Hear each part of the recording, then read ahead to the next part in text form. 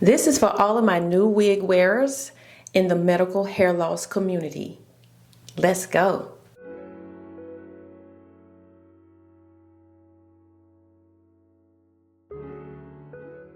And let me just say this, even if you have hair to grip, even if you don't have alopecia or any type of hair loss or thinning, these combs long term will cause thinning. But some of the things that are an emotional reality to us who have alopecia, who feel the need or the desire to wear wigs, is you feel exposed. You don't feel like you don't recognize yourself. You can look back at some of your old pictures of yourself when you were younger, or maybe when you had more hair, and that's the person you want to see. Wigs have definitely improved over the decades, because they are definitely not, you know, your Diana Ross wig these days.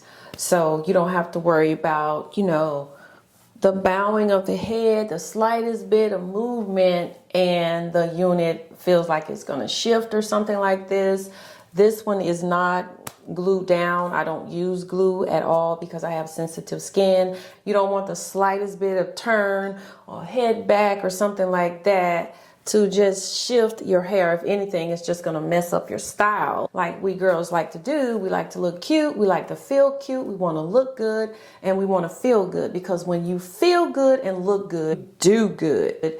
I know this is not proper English, but it's figuratively speaking because it just sounds good. Also, the fear of the wind blowing or slipping or the itching. I scratch my hair, my scalp, just like I did back in the day when it was my own biological hair. I don't have to worry about, oh, it's shifting. You know, I got to, you know, I don't have to do the pat like I'm just getting ready to go get a touch up from a relaxer, not a perm, ladies. All of you ladies who think women of color get perms, I just want to throw that in there while it's on my mind. It's not a perm, it's a relaxer, but I digress. It just bothers me when I hear people say perm when it's not a perm, okay?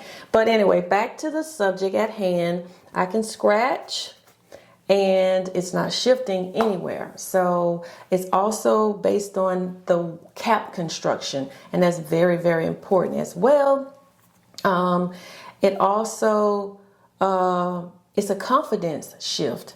There were times back in the day when I first started wearing units as a business owner, I never wanted to go to business meetings. I never wanted to face people in person. My scalp is really itching this time, but I never wanted to face people. I wanted to talk to them over the phone. I never wanted to, you know, I wanted to communicate to them via email, but I never wanted to see anyone in person because I felt like I just didn't look as nice, or I didn't look as natural. I felt like everyone was looking up in the top of my head and just trying to figure out, what in the world is that on your head? Is it a nest or what is it?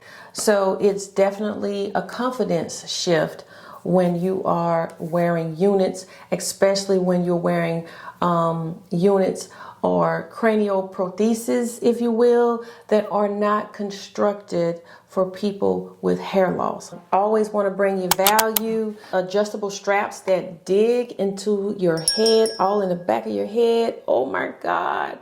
No protection under the cap for sensitive scalps. And for me, I have not only sensitive scalps, I just have sensitive skin in general.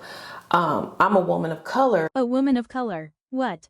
I don't know why I said that, but my skin is so sensitive that I have rosacea. There are some wig companies out there who have improved on the caps on the inside. They have improved in terms of trying to look a little bit more natural, but we definitely have a long ways to go. The biggest mistake one can do when purchasing a unit for someone, for yourself or someone else with hair loss, with medical hair loss, is buying based on looks only. Don't go and look at units on YouTube or someone else's head and think, oh, I'm gonna get that. It's so cute. I see so many units all the time that are just gorgeous on other people, and they just do not look that great on me. One person I can think of for an example is Precious Marie. I'm pinning it down. I'm about to shake my head so you can see that this wig is secure even without glue. Is it in the same place? If you watch Precious Marie, she can rock out some beautiful units, but a lot of them that she wear, I cannot wear. They don't look as good on me. The whole complexion, the whole face shape, the whole thing. What you want to do is look more like you, okay? Look more like you, girl, okay? Also, another mistake is not understanding the cap type. Okay. Also not measuring your head. So if you go out and you see a unit for sale online and on a website and you want to purchase it, and like me, I have a teeny tiny little orange head, okay? And not very many units look great on my head, which is another reason why you will not feel secure.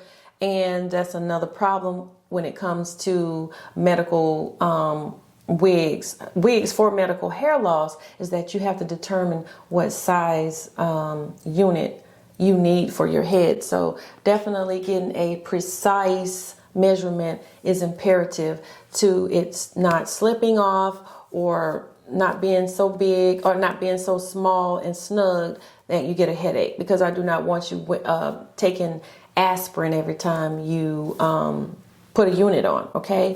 And ignoring the scalp sensitivity, because there are some lace that are hard and scratchy, and it can definitely cause a lot of problems.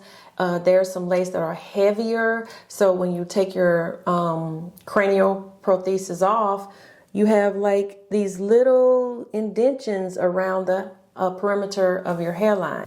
And my final thoughts here, the cranial prosthesis that you choose for yourself, first you got to get that first one. It gets addictive after a while, but when you get that first one, make sure it looks like you, the old you. That's the only thing that's going to help you feel much better, more confident in yourself while you're going through what you're going through. If you're going through cancer treatments, if you're dealing with lupus, then this is something that's going to help your confidence and your feeling, when you go out and about. Even if you're going to a doctor's visit, it will just boost your energy and your confidence.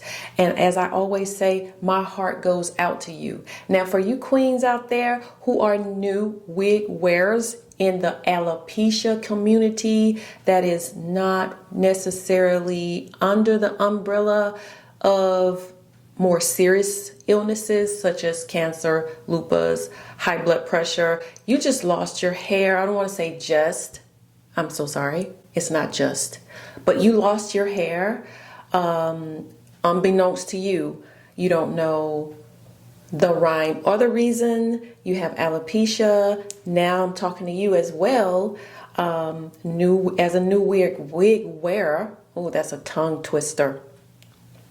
You the same thing, girl. I want you to look more like you. Look and feel more like you. Stop looking on YouTube at all these different wigs, and every time you see a cute one, you press that pay button. Don't do that. Look at the ones that's your color, your style, that fits your face shape. All of those things matter when you're trying to get back to you and get back to loving you again, okay? Because when you first start to find out, or when you first discover, my alopecia queens, that you are dealing with hair loss due to some autoimmune disease, it's puts you in a slump. It really puts you in a slump. You think your life is over. You think you're no longer attractive. You think you don't look feminine anymore. And you want to get that feminine energy back. Okay, that's the thing about lip gloss. Your hair is like a magnet.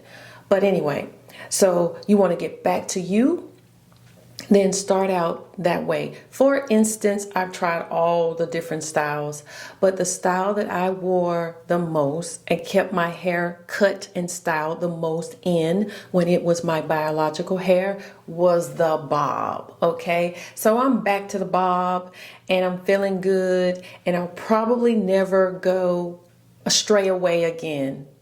Me and Bob, we back together. Okay, so this channel is going to continue pushing for better standards, better education, and safer options. Okay, we're trying to be safe over here. We're trying to look good, and just remember, when you purchase a unit, fashion lasts. Okay, fashion lasts. We're not doing fashion over here because we need to be comfortable first.